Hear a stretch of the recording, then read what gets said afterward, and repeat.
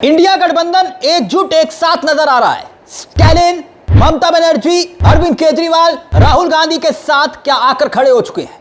India गठबंधन की एक नहीं 23 पार्टियों ने एक साथ साइन करके चिट्ठी सौंपी और वो चिट्ठी भी किसको सौंपी है? सुप्रीम कोर्ट को, चीफ जस्टिस ऑफ इंडिया को। और इसमें सबसे बड़ी बात यह कि 8 जून को जो बैठक हुई थी, उस 8 जून की बैठक में जो तय हुआ था कि किस किस तरीके से आगे बढ़ेंगे और किस किस तरीके से लगातार बैठकें होंगी और किन किन मुद्दों को लेकर एजेंडे के तहत आगे बढ़ा जाएगा। और उसी एजेंडे में एक एजेंडा यह भी था कि चीफ जस्टिस ऑफ इंडिया को एसआईआर को लेकर चिट्ठी सौंपी जाएगी और कहा जाएगा कि यह एक राजनीतिक पार्टियों को खत्म करने का हथियार है, औजार है, और इसी पर जो चीफ जस्टिस ऑफ इंडिया है वो एक्शन ले। इस तरह की बात कही गई थी, लेकिन सुप्रीम कोर्ट क्या इस पर एक्शन लेगा? 23 पार्टियों ने, ममता बनर्जी, स्टैलिन और केजरीवाल जैसी पार्टियों ने भी राहुल गांधी के साथ आकर क्या खड़े होने का ऐलान कर दिया है। और जो पार्टी उस बैठक में नहीं थी, यानी कि आम आदमी पार्टी उस बैठक में नहीं आई थी, अब आम आदमी पार्टी ने भी साइन कर दिए हैं। आम आदमी पार्टी वो खुद जली हुई है। अरविंद केजरीवाल तो अपनी सीट हार गए थे और अरविंद केजरीवाल तो कहते ही थे कि जो राजीव कुमार हैं, याद आया राजीव कुमार, पूर्व मुख्य चुनाव आयुक्त, जी हां राजीव कुमार, याद रखिएगा, उन्होंने कहा था कि इतिहास राजीव कुमार को याद रखेगा कि किस तरीके से अपनी नौकरी पाने के लिए, रिटायरमेंट के बाद अगली नौकरी पाने के लिए राजीव कुमार ये क्या क्या कर रहे हैं। अरविंद केजरीवाल की क्या बात सही निकली? अरविंद केजरीवाल, क्योंकि राजीव कुमार को लेकर भी एक बहुत बड़ी खबर आ रही है, राजीव कुमार को इनाम मिला है। आप कहेंगे अब क्या इनाम? वो तो मुख्य चुनाव आयुक्त थे, मालूम ही नहीं चल रहा था कहां है, लेकिन अब खबर आ चुकी। और दूसरी तरफ तमिलनाडु में जब से कांग्रेस और टीवीके का गठबंधन हुआ है, तब से डीएमके ने खुद को अलग कर लिया। डीएमके उस 8 तारीख की बैठक में, कॉन्स्टिट्यूशन क्लब में, इंडिया गठबंधन की बैठक में नहीं थी। अब डीएमके नहीं थी, लेकिन डीएमके ने भी इस चिट्ठी पर हस्ताक्षर कर दिए हैं, साइन कर दिए हैं। यानी पूरा इंडिया गठबंधन इस मुद्दे पर एक एजेंडे पर साथ आ चुका है। मतलब जो देश की होनहार मीडिया कल तक टेबल पर चढ़ चढ़कर चिल्ला रही थी ना, देश की होनहार मीडिया, कि इंडिया गठबंधन खत्म, इंडिया गठबंधन में फूट, इंडिया गठबंधन में दरार, लेकिन यहां तो इंडिया गठबंधन फिर से एक साथ। और सामने आकर ज्ञानेश कुमार के खिलाफ एक बार फिर से सियासी मोर्चा खोल दिया ज्ञानेश कुमार, और चिट्ठी लिखी है सीधा सुप्रीम कोर्ट। और सुप्रीम कोर्ट को कहा है कि वो आपका दायित्व है। गुहार लगाई गई है कि एसआईआर जो हुई है, एसआईआर जो हो रही है और जो हो चुकी है, उसमें खामियां, और विपक्ष को खत्म करने के लिए एसआईआर एक औजार है, एक हथियार है। अब सवाल यह है कि supreme court, chief justice of India इस मामले को लेकर कुछ स्टेप लेंगे, क्योंकि एसआईआर आधा हो चुका है, आधा बाकी है। लेकिन कम से कम अगर मान लिया जाए कि आधा काम गलत हुआ है, तो आधा काम बीच में रुक भी सकता है। लेकिन क्या चीफ जस्टिस ऑफ इंडिया कोई फैसला लेंगे? यह भी एक अपने आप में बहुत बड़ा सवाल है।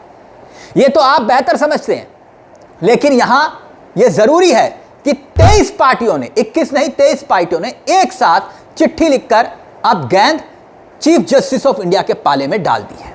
और सीजीआई के पाले में गेंद डालने का मतलब साफ तौर पर कहा जा सकता है कि आप आंख मूंद कर मत बैठे रहिए।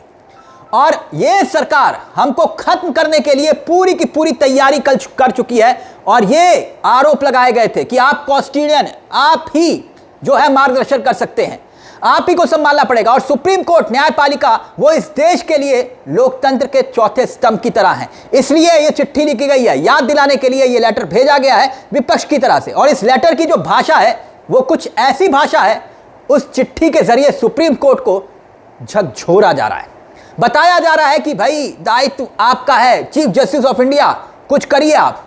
लेकिन मैं आपको बताना चाहूंगा कि इस चिट्ठी को लेकर जयराम रमेश ने भी बाकायदा ट्वीट किया, और ये ट्वीट आपकी स्क्रीन पर है। और जयराम रमेश ने ट्वीट करके इस बात की पुष्टि की है, बाकायदा जो चिट्ठी लिखी गई है, इस चिट्ठी के अंदर 23 राजनीतिक पार्टियों ने हस्ताक्षर किए हैं। और 21 पार्टियां वो थी जो 8 जून को उस बैठक में मौजूद थी। और बाकायदा 23 पार्टियों का जिक्र बाद में आया, क्योंकि जो टीएमसी के सांसद हैं डेरेक ओब्रायन, देखिए डेरेक ओब्रायन ने भी साफ तौर पर लिख दिया कि सिर्फ 21 पार्टियां नहीं, आम आदमी पार्टी और डीएमके ने भी इस पर हस्ताक्षर कर दिए। यानी कि 23 पार्टियों ने कुल मिलाकर जो है इस पूरे मुद्दे को लेकर जो है वो समर्थन का ऐलान कर दिया। जो सीधी चीफ जस्टिस ऑफ इंडिया को चिट्ठी लिखी गई है। तो बात जयराम रमेश ने भी कही और डीएमके ने भी कह दी है। जो बात कांग्रेस कह रही थी उसमें डीएमके और आम आदमी पार्टी भी अब साफ तौर पर साथ आ चुकी है। मगर इसी बीच खबर एक और आती है, बड़े इनाम की खबर। और वो इनाम मैंने शुरू में आपको बताया था, इन्हें तो पहचान ही गए होंगे आप, पूर्व मुख्य चुनाव आयुक्त और हां, अपनी कुख्यात शायरी के लिए देश दुनिया में विख्यात मिस्टर राजीव कुमार। याद आया आपको राजीव कुमार, जिनकी शायरी अभी सुनाऊंगा। यानी देखिए, चुनाव आयोग की विश्वसनीयता पर सवाल खड़े हो रहे हैं। विपक्ष शिकायती चिट्ठियां लिख रहा है किसको? चीफ जस्टिस ऑफ इंडिया को। और वहीं उसी वक्त खबर आती है कि पूर्व चुनाव आयुक्त, उनको इनाम मिल गया। इनाम एक बड़े पद पर विराजमान। केजरीवाल का बयान अभी मैंने कहा ना, आपको सुनाऊंगा। केजरीवाल ने ये पहले ही कहा था कि ये जो राजीव कुमार है ना दोस्तों, ये राजीव कुमार अपने लिए नौकरी का इंतजाम कर रहे हैं, क्योंकि ये नौकरी जब खत्म होगी तो फिर आगे नौकरी करेंगे। मगर उससे पहले मजबूरन ही सही, लेकिन फिर भी शायरी सुन लीजिए इनकी, दोबारा से सुनिए जरा क्या शायरी सुना रहे थे, सुनिए। कर न सके इकरार तो कोई बात नहीं, मेरी वफा का उनको एतबार तो है। शिकायत भले ही उनकी मजबूरी हो, मगर सुनना, सहना, सुलझाना हमारी आदत तो है।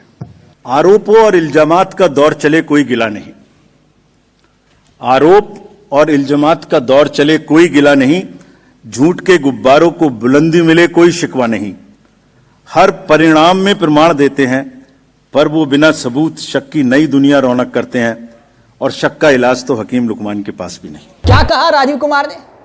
कह ना सके इकरार तो कोई बात नहीं, मेरी वफा का उन्हें एतबार तो है। यानी मेरी वफा का उन्हें एतबार तो है। उन्हें समझ रहे ना, वफादारी की शायरी के लिए विख्यात राजीव कुमार अब HDFC बैंक के करोड़ों ग्राहक निवेशकों को शायरी सुनाएंगे।